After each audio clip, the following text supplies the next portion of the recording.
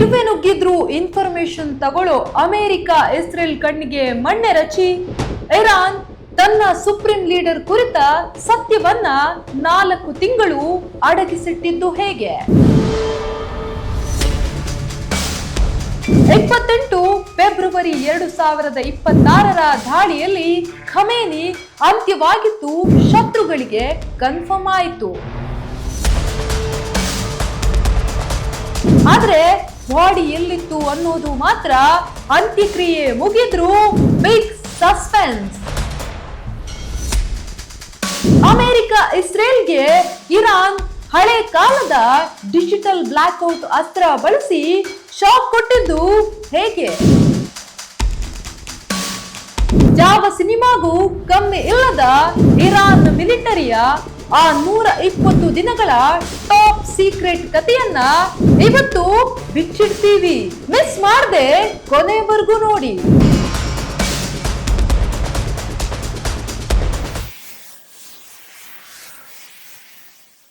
ನಮಸ್ಕಾರ ಸ್ನೇಹಿತರೆ, public I stories YouTube ಚಾನೆಲ್ಗೆ ಸ್ವಾಗತ. ನಾನು ಅಂಕಿತಾ ರೈ. ಅದು ಫೆಬ್ರವರಿ 28, 2026 ಅಂದು ಇಡೀ ಜಗತ್ತೇ ಬೆಚ್ಚಿ ಬೀಳೋ ತರಹ ಒಂದು ಸುದ್ದಿ ಇಂಟರ್ನ್ಯಾಷನಲ್ ಮೀಡಿಯಾದಲ್ಲಿ ಬ್ರೇಕ್ ಆಗತ್ತೆ. ಅಮೆರಿಕ ಮತ್ತು ಇಸ್ರೇಲ್ ಜಂಟಿಯಾಗಿ ನಡೆಸಿದ ಒಂದು ಭೀಕರ ವೈಮಾನಿಕ ದಾಳಿಯಲ್ಲಿ ಇರಾನ್ನ supreme leader Ayatollah Ali Khamenei, 40ಕ್ಕೂ ಹೆಚ್ಚು ಟಾಪ್ ಕಮಾಂಡರ್ಗಳು, 48ಕ್ಕೂ ಹೆಚ್ಚು ಟಾಪ್ ಲೀಡರ್ಸ್ಗಳು ಕೊನೆ ಉಸಿರೆಳೆದಿದ್ದಾರೆ ಅನ್ನೋ ಬ್ರೇಕಿಂಗ್ ಅದಾಗಿತ್ತು. ಆ ರಣಭೀಕರ ದಾಳಿ ನಡೆದು 1 ವಾರ ಅಲ್ಲ, 1 ತಿಂಗಳೂ ಅಲ್ಲ, ಸತತ 4 ತಿಂಗಳು ಕಳೆದ್ರೂ ಖಮೇನಿ ಮೃತದೇಹ ಎಲ್ಲಿದೆ ಅನ್ನೋ ಒಂದು ಸಣ್ಣ ಸುಳಿವು ಕೂಡ ಜಗತ್ತಿನ ನಂಬರ್ 1 ಇಂಟೆಲಿಜೆನ್ಸ್ ಏಜೆನ್ಸಿಗಳಾದ CIA ಮತ್ತು ಮೊಸಾದ್ಗೆ ಸಿಗ್ಲೇ ಇಲ್ಲ. Super computer, spy satellite, Iran ಒಳಗೇನೆ ಇರೋ ಇನ್ಫಾರ್ಮರ್ಸ್ ಇಷ್ಟೆಲ್ಲ ಸೋರ್ಸ್ ಇದ್ರೂ ಅಮೆರಿಕ ಇಸ್ರೇಲ್ ಕಣ್ಣಿಗೆ ಮಣ್ಣೆರಚಿ ಆ ಶವವನ್ನ ಇರಾನ್ 4 ತಿಂಗಳುಗಳ ಕಾಲ ಕಾಪಾಡಿಕೊಂಡಿದ್ದು ಹೇಗೆ? ಯಾವ ಸಿನಿಮಾಗೂ ಕಮ್ಮಿ ಇಲ್ಲದ ಇರಾನ್ ಮಿಲಿಟರಿಯ ಆ ಟಾಪ್ ಸೀಕ್ರೆಟ್ ಮಿಷನ್ ಕಥೆಯನ್ನ ಇವತ್ತು ಪಕ್ಕಾ ಬಿಚ್ಚಿಡ್ತೀವಿ. ಮಿಸ್ ಮಾಡದೆ ಕೊನೆವರೆಗೂ ನೋಡಿ. ಕಥೆಯ ಫ್ಲಾಶ್ ಬ್ಯಾಕ್ಗೆ ಹೋಗೋಣ. 2026ರ ಫೆಬ್ರವರಿ 28ರಂದು ಬೆಳ್ಳಂಬೆಳಗ್ಗೆ ಇರಾನ್ನ ಅತ್ಯಂತ ಸುರಕ್ಷಿತ ಬಂಕರ್ ಒಂದರ ಮೇಲೆ ಅಮೆರಿಕ ಇಸ್ರೇಲ್ ಫೈಟರ್ ಜೆಟ್ಗಳು ಬಂದು ಮಿಸೈಲ್ ದಾಳಿ ನಡೆಸ್ತವೆ. ದಾಳಿ ಎಷ್ಟೊಂದು ಅಕ್ಯುರೇಟ್ ಆಗಿತ್ತಪ್ಪ ಅಂದ್ರೆ ಖಮೇನಿ ಆ ಜಾಗದಲ್ಲೇ ಇದ್ದಾರೆ ಅನ್ನೋ ಪಕ್ಕ ಇನ್ಫಾರ್ಮೇಶನ್ ಶತ್ರು ಪಡೆಗೆ 100% ಕನ್ಫರ್ಮ್ ಆಗಿತ್ತು. ಹಾಗೆ ದಾಳಿ ನಡೆದ ಕೆಲವೇ ಗಂಟೆಗಳಲ್ಲಿ ಖಮೇನಿ ಹಿಸ್ ನೋ ಮೋರ್ ಅನ್ನೋ ಸುದ್ದಿಯು ಸ್ಫೋಟವಾಯಿತು.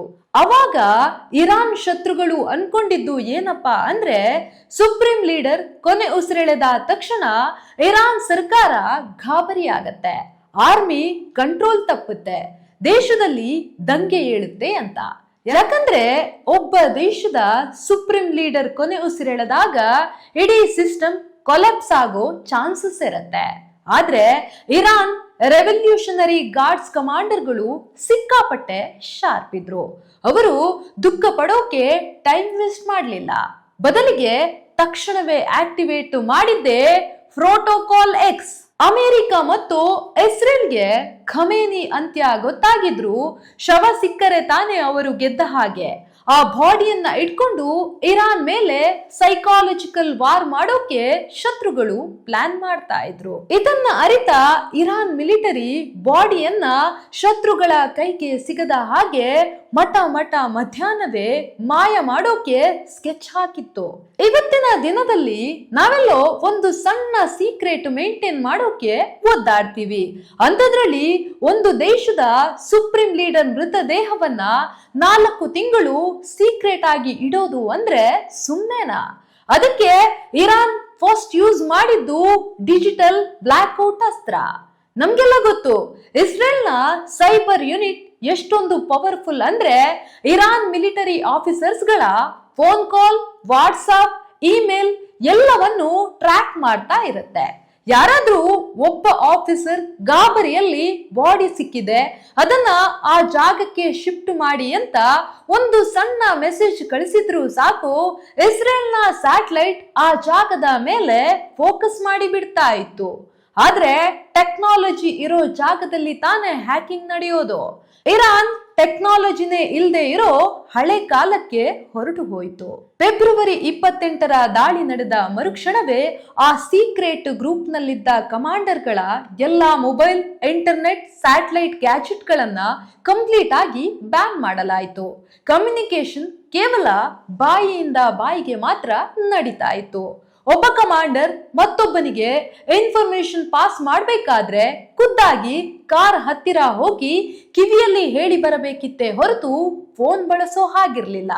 ಈ ಕಠಿಣ ನಿಯಮದಿಂದಾಗಿ ಮೊಸಾದ್ ಎಷ್ಟೇ ಹರಸಾಹಸ ಪಟ್ರೂ ಮಾಹಿತಿ ಸಿಗಲಿಲ್ಲ. ಈಗ ಅಸಲಿ ಮ್ಯಾಟ್ರಿಗೆ ಬರೋಣ. ಫೆಬ್ರವರಿಯಿಂದ ಜೂನ್ ಎಂಟುವರೆಗೂ ಅಂದ್ರೆ ಬರೋಬ್ಬರಿ 120 ದಿನಗಳ ಕಾಲ ಆ ಮೃತದೇಹವನ್ನ ಇಟ್ಟಿದ್ದಾದ್ರೂ ಎಲ್ಲಿ? ಡಿಫೆನ್ಸ್ ಎಕ್ಸ್ಪರ್ಟ್ಗಳು ಮತ್ತು ಸೋರ್ಸ್ಗಳ ಪ್ರಕಾರ ಇರಾನ್ ಇಲ್ಲಿ ಕೆಲವು ಹಂತದ ಗೇಮ್ ಪ್ಲಾನ್ ಪ್ಲೇ ಮಾಡಿತ್ತು. ಅದರಲ್ಲಿ ಮೊದಲನೆಯದು ದಿ ಗೋಸ್ಟ್ ಕಾನ್ವಾಯ್, ಅಂದ್ರೆ ದಾಳಿ ನಡೆದ ಜಾಗದಿಂದ ಬಾಡಿಯನ್ನ ಶಿಫ್ಟ್ ಮಾಡೋಕೆ ಇರಾನ್ ಯಾವುದೇ ಹೈಫೈ ಮಿಲಿಟರಿ ಆಂಬ್ಯುಲೆನ್ಸ್ ಅಥವಾ ವಿವಿಐಪಿ ಕಾರುಗಳನ್ನ ಬಳಸಲಿಲ್ಲ. ಯಾಕಂದ್ರೆ ಅಮೆರಿಕಾದ ಸ್ಯಾಟಲೈಟ್ಗಳು ವಿವಿಐಪಿ ಮತ್ತು ಮಿಲಿಟರಿ ಆಂಬ್ಯುಲೆನ್ಸ್ ಹುಡುಕ್ತಾ ಇರ್ತವೆ. ಇರಾನ್ ಏನು ಮಾಡ್ತಪ್ಪ ಅಂದ್ರೆ ತರಕಾರಿ ತುಂಬಿರೋ ಸಾಮಾನ್ಯ ಹಳೆ ಟ್ರಕ್ಗಳು ಮತ್ತು ಹಳ್ಳಿ ಕಡೆ ಓಡಾಡೋ ಸಾಧಾರಣ ಕಾರುಗಳನ್ನ ಬಳಸಿತು. ಯಾರಿಗೂ ಅನುಮಾನ ಬರದ ಹಾಗೆ ಮಧ್ಯರಾತ್ರಿ ಬೇರೆ ಬೇರೆ 5 ರೂಟ್ಗಳಲ್ಲಿ ಈ ಗಾಡಿಗಳನ್ನ ಕಳಿಸಲಾಯಿತು. ಎರಡನೆಯದು ಜಾಗ್ರೋಸ್ ಪರ್ವತದ ಭೂಗತ ನಗರಿ. ಎಸ್, ಇರಾನ್ನ ಜಾಗ್ರೋಸ್ ಬೆಟ್ಟಗಳ ಕೆಳಗೆ 100 ಅಡಿ ಆಳದಲ್ಲಿ ಬೃಹತ್ ಸುರಂಗ ನಗರಗಳನ್ನೇ ನಿರ್ಮಿಸಲಾಗಿದೆ. ಇಲ್ಲಿ ಇರಾನ್ ಅತ್ಯಾಧುನಿಕ ಮೆಡಿಕಲ್ ಕೋಲ್ಡ್ ಸ್ಟೋರೇಜ್ ಲ್ಯಾಬ್ಗಳನ್ನ ರೆಡಿ ಮಾಡಿ ಇಟ್ಟಿತ್ತು. ಈ ಸುರಂಗಗಳು ಎಷ್ಟು ಆಳದಲ್ಲಿವೆ ಅಂದ್ರೆ ಅಮೆರಿಕಾದ ಅತ್ಯಾಧುನಿಕ ಸ್ಯಾಟಲೈಟ್ ರೇಡಾರ್ ಕಿರಣಗಳಿಗೂ ಇದರ ಒಳಗಡೆ ಏನಿದೆ ಅಂತ ಸ್ಕ್ಯಾನ್ ಮಾಡೋಕೆ ಸಾಧ್ಯನೇ ಇಲ್ಲ. 4 ತಿಂಗಳುಗಳ ಕಾಲ ಶವ ಕೆಡದಂತೆ ಸುರಕ್ಷಿತವಾಗಿ ಇಟ್ಟಿದ್ದ ಜಾಗ ಇದೆ ಎನ್ನಲಾಗ್ತಿದೆ. ದಾಳಿಯಲ್ಲಿ ಖಮೇನಿ ಜೀವ ಹೋಗಿದೆ ಅನ್ನೋದು ಗೊತ್ತಿದ್ರೂ ಬಾಡಿ ಎಲ್ಲಿದೆ ಅನ್ನೋ ಸುಳಿವು ಸಿಗದೆ ಇರೋದಕ್ಕೆ ಅಮೆರಿಕ ಮತ್ತು ಇಸ್ರೇಲ್ ಇಂಟೆಲಿಜೆನ್ಸ್ ತಲೆ ಕೆಡಿಸ್ಕೊಂಡ್ಬಿಟ್ಟಿದ್ವು.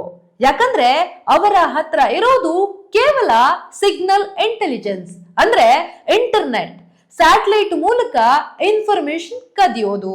ಅದಾಗ್ಲೇ ಇರಾನ್ ತನ್ನ ದೇಶದಲ್ಲಿರೋ ಶತ್ರುಗಳ ಇನ್ಫಾರ್ಮರ್ಗಳು ಯಾರು ಅನ್ನೋದನ್ನ ಪತ್ತೆ ಹಚ್ಚಿ ಹ್ಯೂಮನ್ ನೆಟ್ವರ್ಕ್ ಅನ್ನ ಕಂಪ್ಲೀಟ್ ಆಗಿ ಕಟ್ ಮಾಡಿ ಹಾಕಿತ್ತು.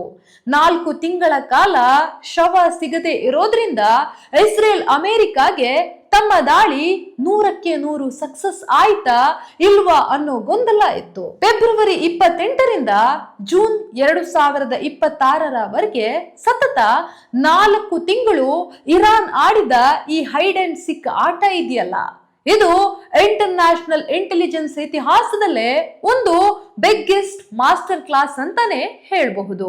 ಶತ್ರು ಎಷ್ಟೇ ಶಕ್ತಿಶಾಲಿಯಾಗಿದ್ರು ನಮ್ಮ ಹತ್ರ ಪಕ್ಕಾ ಪ್ಲಾನಿಂಗ್ ಮತ್ತು ಶಿಸ್ತು ಇದ್ರೆ ಅವರನ್ನ ತಿಂಗಳುಗಟ್ಟಲೆ ಕತ್ತಲಲ್ಲಿ ಇಡಬಹುದು ಅನ್ನೋದನ್ನ ಇರಾನ್ ಪ್ರೂವ್ ಮಾಡಿದೆ.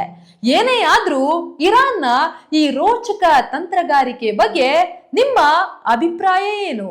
ಇರಾನ್ ಮಾಡಿದ ಈ ಪ್ಲಾನ್ ನಿಮ್ಗೆ ಹೇಗನಿಸ್ತು ಅಂತ ಕೆಳಗೆ ಕಾಮೆಂಟ್ ಬಾಕ್ಸ್ ನಲ್ಲಿ ತಿಳಿಸಿ. ಇನ್ನು ನಮ್ಮ ಚಾನೆಲ್ಗೆ ಸಬ್ಸ್ಕ್ರೈಬ್ ಆಗಿಲ್ಲ ಅಂದ್ರೆ ತಕ್ಷಣ ಸಬ್ಸ್ಕ್ರೈಬ್ ಆಗಿ ಬೆಲ್ ಐಕಾನ್ ಆನ್ ಮಾಡ್ಕೊಳ್ಳಿ. ಇದೇ ತರಹದ ಮತ್ತೊಂದು ರೋಚಕ ಸ್ಟೋರಿಯೊಂದಿಗೆ ಮತ್ತೆ ಸಿಗೋಣ. ಧನ್ಯವಾದಗಳು.